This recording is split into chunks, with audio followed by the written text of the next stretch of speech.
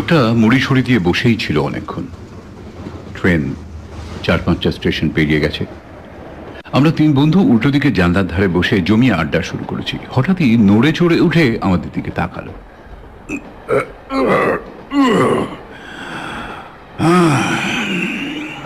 ভবিষ্যৎ আগে থেকে জানতে পারা যায় না বলছেন?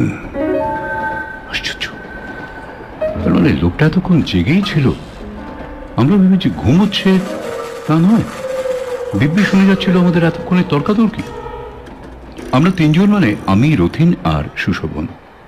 একসঙ্গে বসলে অবশ্য তর্ক বেঁধে যাওয়াটা কিছুক্ষণের মধ্যে অনিবার্য ব্যাপার হয়ে ওঠে। আসলে আমরা তিনজনে অফিস কলিগ। একদিকে যেমন দারুণ বন্ধু, আবার আমাদের মতের অমিল বিস্তর। রথিন ঘোর নাস্তিক, বিশ্ব সংসারের প্রতিটা ইঞ্চি ও যুক্তিবাদ দিয়ে যাচাই করে নিতে চায়। অন্যদিকে সুশোভন আবার 33 কোটি দেবদেবীকে নিত্যি প্রণাম ঠোকে। হাঁচি, টিকটিকি, তন্ত্রমন্ত্র, জ্যোতিষ সব মানে। ও বলে, সংখ্যাগরিষ্ঠ মানুষ যেটা বিশ্বাস করে সেটাকে না মানার মতো জোরদার বুদ্ধিবৃত্তি আমার অন্তত নেই বাবা। আমি হচ্ছি মধ্যপন্থী, যাকে বলে ওই সন্দেহবাদী। কি জানি, হয়তো রথিনই ঠিক, কিংবা হয়তো সুশোভন। শেষ কথা বলার আমি কে? ভূত আছে কি নেই, তন্ত্রমন্ত্র মারণ উচাটনে কাজ হয় কি না, জ্যোতিষীরা সত্যিই জ্ঞানী নাকি বুজরুকি, এ ব্যাপারে কোনো দৃঢ় মতামত আমার সত্যি নেই। সত্যি বলতে কি উৎসাহও নেই।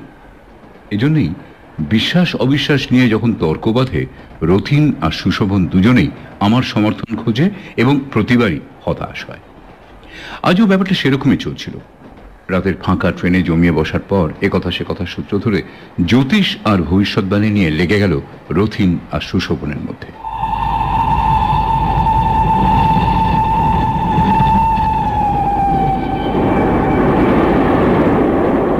রাত বেশ গাঢ় হয়েছে।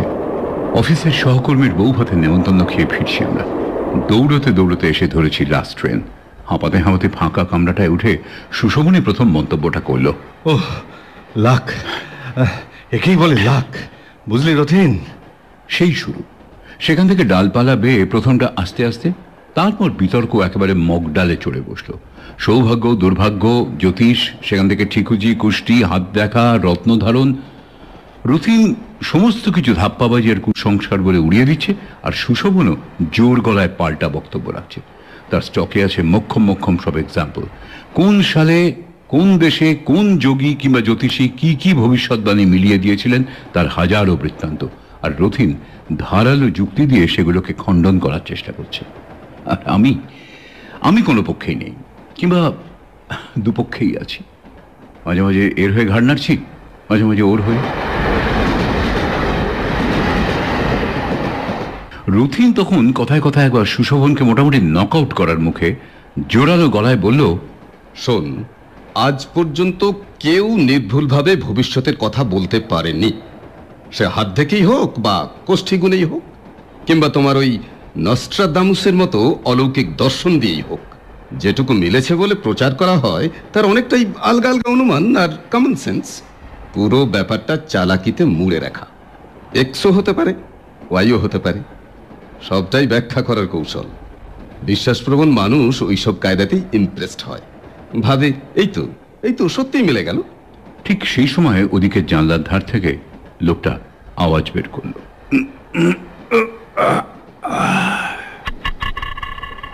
আমরা তিনজন একসঙ্গে চমকে ফিরে তাকালাম।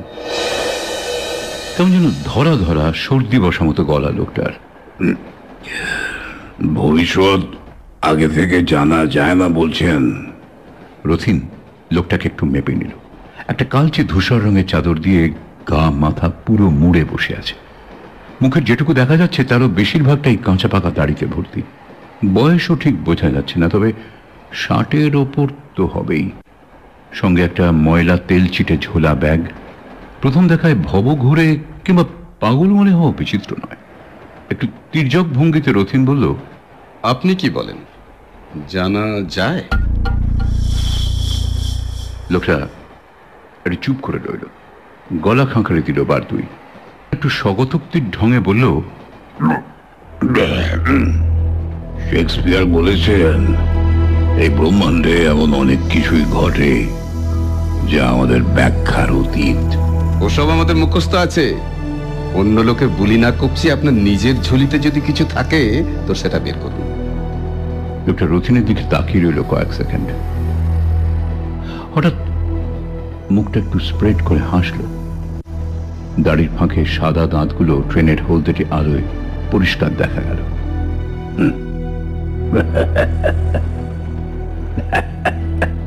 ভালো ভালো বলেছেন, নিজের ঝুলিতে। সত্যি জানেন, এই ঝুলিতে একটা জিনিস দেখাতে পারি আপনাদের। দেখার পর বলবেন ভবিষ্যতের কথা আগে থাকতে জানা যায় কি না। সুশোভন খুব উৎসাহিত মনে হলো। আপনি কি অ্যাস্ট্রোলজার? না না না, আমি কোনো লজার টজার নই। আমি খুবই তুচ্ছ লোক, বাউন্ডুলে বেকার বলেন আর কি, বুঝলেন কিনা। তবে গুরুর কৃপায় একটা বিদ্যে শেখা হয়েছিল, সেটুকু যদি আজ্ঞা করেন তো দেখাতে পারি। সেই বিদ্যেটি কি ভবিষ্যৎ দৃষ্টি, নল চালা, না পামিস্ট্রি, নাকি করটি বিচার? ওই মাথার খুলি দেখে গড়গড় গড়গড় করে সব বলে দেন? ওসব কিছু নয়। আগে আমি শুধু আঁকতে পারি, আঁকতে পারি একটু আধটু।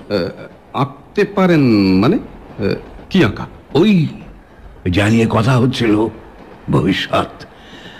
আমি ভবিষ্যতের ছবি আঁকতে পারি। ঠিক বোঝা গেল না। ভবিষ্যতের ছবি মানে কিরকম ছবি? Portrait, portrait. আমি আমি যে কোনো মানুষের ভবিষ্যৎকালের পোর্ট্রেট এঁকে দিতে পারি। যে বয়সের ছবি সে দেখতে চাইবে আমি দেখিয়ে দেব, ছবি এঁকে দেখিয়ে দেব।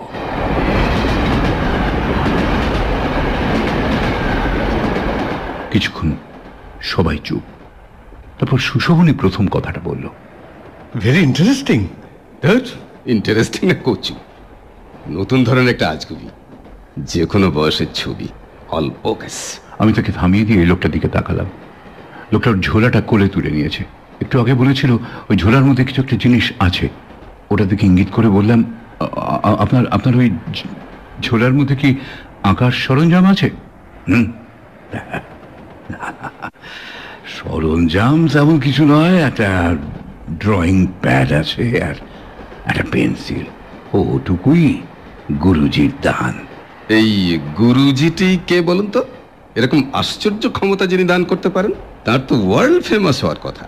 আর আপনারও তো যশ কিংবা অর্থের জন্য বিদ্যা নয়।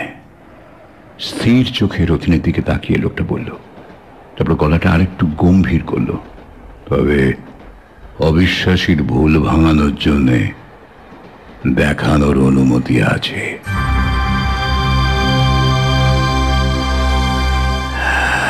আর আমার গুরুজির নাম শুনলে কেউই চিনবেন না। তিনি বরাবর লোকালয় থেকে দূরে নির্জন বাসে জীবন কাটিয়ে গিয়েছেন।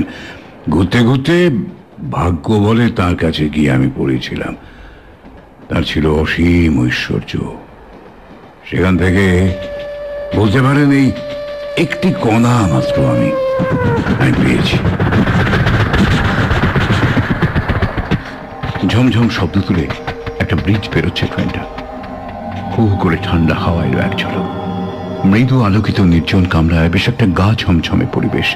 তার মধ্যে লোকটার কথাগুলো যেন অন্যরকম একটা শিহরণ তৈরি করছিল। ভবিষ্যতের ছবি আঁকতে পারে বলছে, শুনলে কিরকম অদ্ভুত লাগে। আপনি মানে ফিউচারের ছবিগুলো কিভাবে আঁকেন? দেখতে পান সেই ছবি? লোকটা মাথাটা ওপর নিচে দোলালো, অর্থাৎ হ্যাঁ বলতে চাইল। চোখ বন্ধ করে পেন্সিলটা প্যাডে ছোঁয়ালেই ছবিটা ভেসে ওঠে। সঙ্গে সঙ্গে এঁকে ফেলতে পারি। তাহলে দেখি আমাদের মধ্যে কারো একটা পোর্ট্রেট আঁকুন তো। আচ্ছা ঠিক আছে, আমারটাই আঁকুন। এই মনে করুন বুড়ো হলে কেমন দেখতে হব? ওই 70-75 বছর বয়সে? ওভাবে হবে না, ওভাবে হয় না। এই প্যাডে আপনাকে নিজের হাতে লিখতে হবে ঠিক কোন সময়ের ছবি আপনি চাইছেন, সাল, তারিখ, এমনকি ঘন্টা মিনিট পর্যন্ত। মহাকাল, অনন্ত, তার একটা কোনো বিন্দু নির্দিষ্ট করে দিন। লোকটা প্যাড আর পেন্সিল বের করে সুশোভনের দিকে বাড়িয়ে দিল। মনে মনে হিসেব করে নিয়ে একটু নার্ভাস হাতে প্যাডের এক কোনায় সুশোভন লিখল 22শে অগস্ট 2060। মানে তখন ওর বয়স দাঁড়াবে 76 বছর। আরো লিখুন, ঘন্টা লিখুন, মিনিট লিখুন। আমাদের দিকে তাকিয়ে একটু অপ্রতিভের মতো হাসলো সুশোভন। তারপর লিখল রাত 9:15। যত সব ধাপ্পাবাজি, যা তা কিছু একটা এঁকে দেখিয়ে দেবে। আমি আগাগোড়া লোকটাকে দেখছিলাম। পেন্সিলটা প্যাডে আলতো করে ছুঁয়ে রেখে নিষ্পলক চোখে সুশোভনের দিকে তাকিয়ে আছে। 8 মিনিট, 1 মিনিট, আস্তে আস্তে ওর দুটো চোখের পাতা নেমে আসছে, যেন সম্মোহিত হয়ে ঘুমিয়ে পড়ছে ও। আশ্চর্য, ওই চোখ বোঝা অবস্থাতে খসখস করে পেন্সিল চালাচ্ছে প্যাডের উপরে লোকটা। আর কি দ্রুত টান, ক্ষিপ্র বেগে পেন্সিল ছুটে বেড়াচ্ছে হাতের কাগজের উপর। কতক্ষণ লাগলো? 2 মিনিটও নয়। চোখ খুলে ফেলল লোকটা, প্যাডটা বাড়িয়ে দিল সুশোভনের দিকে। আমরা তিনজনেই ঝুঁকে পড়লাম। এক শীর্ণ বৃদ্ধের মুখ, মাথার সামনের দিকে অনেকটা টাক, চোয়ালগুলো ভেতরের দিকে বসে গেছে, সারা মুখে মাকড়সার জালের মতো বলি রেখা, চোখে মোটা কাঁচের চশমা। আমি পেইন্টিং বা ড্রয়িং এর কিছুই তেমন বুঝি না, কিন্তু এটুকু নিশ্চিত এই লোকের হাত অত্যন্ত পাকা, বলিষ্ঠ রেখার কয়েকটা আঁচড় মাত্র, তার মধ্যে ছবিটা যেন একেবারে জীবন্ত হয়ে উঠেছে। কিন্তু এই কি সত্যর অর্থ সুশোভন? কি প্রমাণ আছে যে এটাই ওর ফিউচারের চেহারা? দাগ পড়ার কোনো লক্ষণই নেই এখনো পর্যন্ত। আর মুখটা এরকম যে শুকনো আমসত্ত্বর মতোই হবে তার কোনো গ্যারান্টি আছে কি? আরে ও তো মোটা থপথপ হয়ে যেতে পারে। সন্দেহটা এরকম যে আমারও হচ্ছিল না তা নয়, সবচেয়ে বড় কথা এই ছবির যথার্থতা এক্ষুনি প্রমাণ করবার কোনো উপায়ও নেই। আচ্ছা, তাহলে এটা সত্যি মেলে কিনা সেটা দেখার জন্য তো আমাদের আরো প্রায় 50 বছর অপেক্ষা করতে হবে। না, হবে না। হ্যাঁ, উনি যা এঁকেছেন 100% অ্যাকুরেট। বাবা বাবা, তুইও তো দেখছি একেবারে ভবিষ্যৎ দৃষ্টি পেয়ে গেছিস। হ্যাঁ, তো সার্টিফিকেট দিচ্ছিস কোন গ্রাউন্ডে? তুই নিজের 75 বছরের চেহারাটা দেখতে পাচ্ছিস? না না, শোন, আমি আমার দাদামশাইকে দেখেছি। মায়ের বাবা মারা গিয়েছেন 7 বছর আগে। সবাই বলে আমাকে নাকি তারই মতো দেখতে। ঠিকই বলে, আমিও তার ইয়াং বয়সের ছবি দেখেছি, আদল একেবারে স্পষ্ট, এবং তারও মাথায় ঘন চুল ছিল তখন। টাক পড়ে 45-এর পর, মারা গিয়েছেন 78 বছর বয়সে। প্রায় হুবহু এই চেহারায় দাঁড়িয়েছিল। ছবিটার দিকে আঙুল তুলে দেখালো সুশোভন। রতিন একটু থমকে গেল, তবে ভুরু দুটো কুঁচকে বলল, I don't believe it. Yes, I don't believe. এই তুই জল মেশাচ্ছিস যাতে করে ব্যাপারটাকে দাঁড় করানো যায়।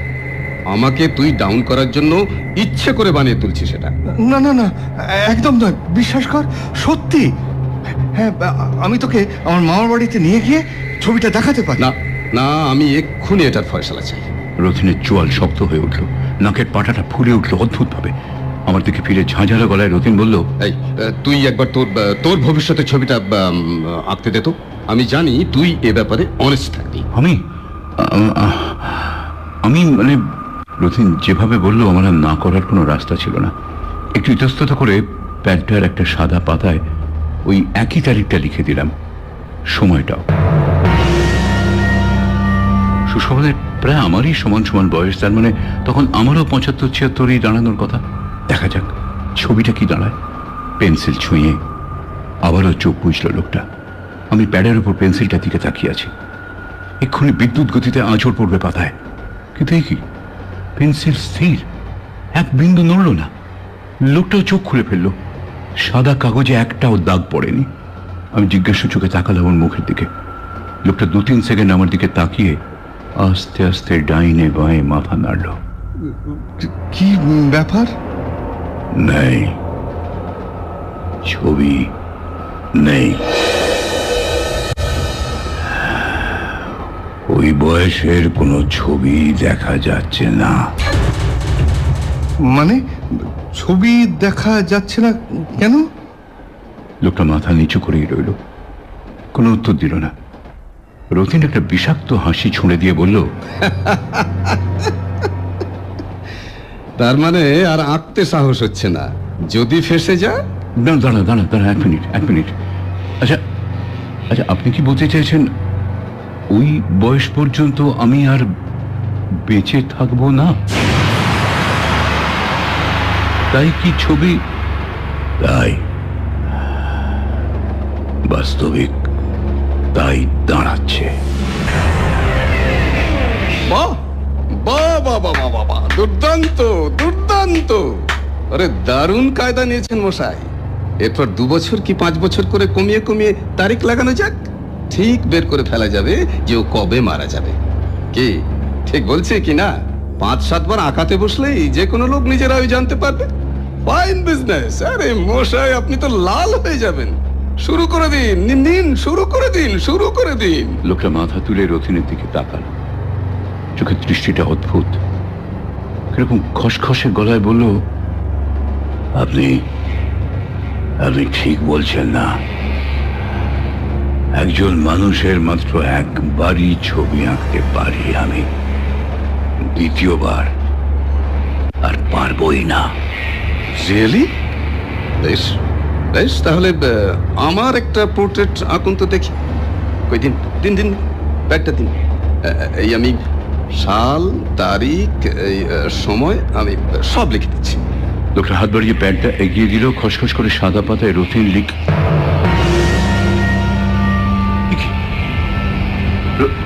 রথিন, আরে কি লিখেছিস সেটা? আরে ভবিষ্যতের কোন একটা সময় চাইছে। আরে এ তো আজকের তারিখ। রথিন মুখ বেঁকিয়ে হাসলো একবার, তারপর বাঁ হাতের ঘড়িটা দেখালো। 11:45। ভবিষ্যতের সময় আমি দিচ্ছি ব্রাদার, রাত 11টা।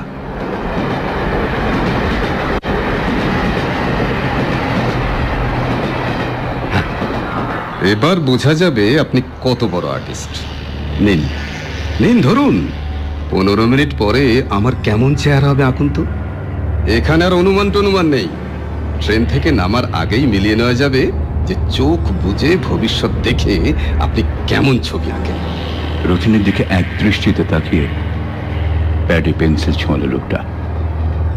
চোখ বুঝল।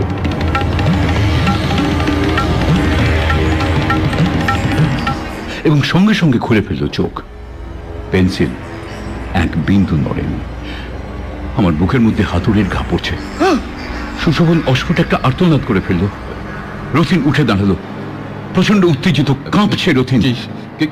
কি বলতে চান আপনি? What do you mean? আমি ঠিক বুঝতে পারছি না।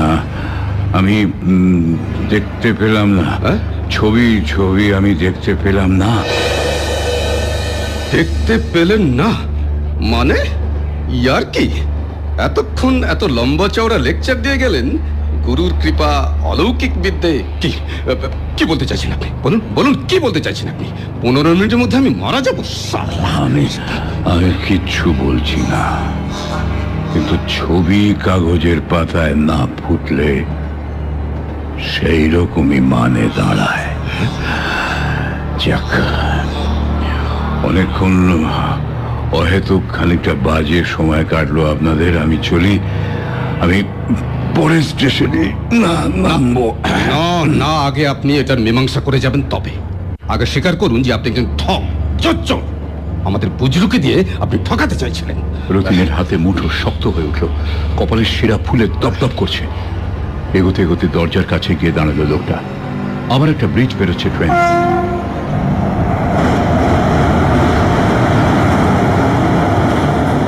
গুমগুম ঝমঝম শব্দ, কামরাটা দুলছে, আলোটা কাঁপছে মাঝে মাঝে।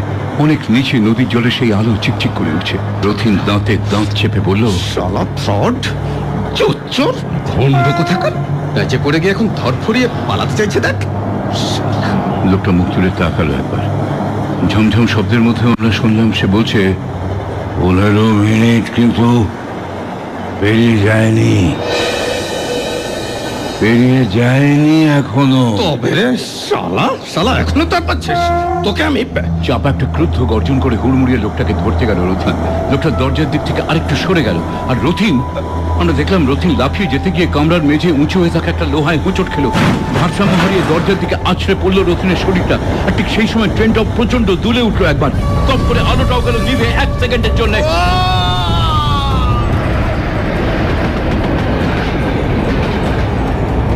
একটা আর্ত চিৎকার আমাদের রক্ত হিম করে দিয়ে ক্রমশ নিচে, আরো নিচে মিলিয়ে গেল।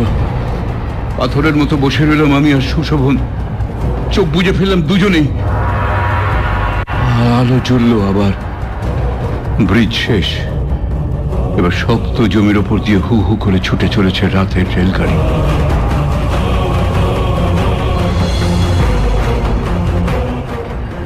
চোখ খুললাম, দরজার কাছে কেউ নেই, না রথিন, না সেই লোকটা, শুধু হাওয়া।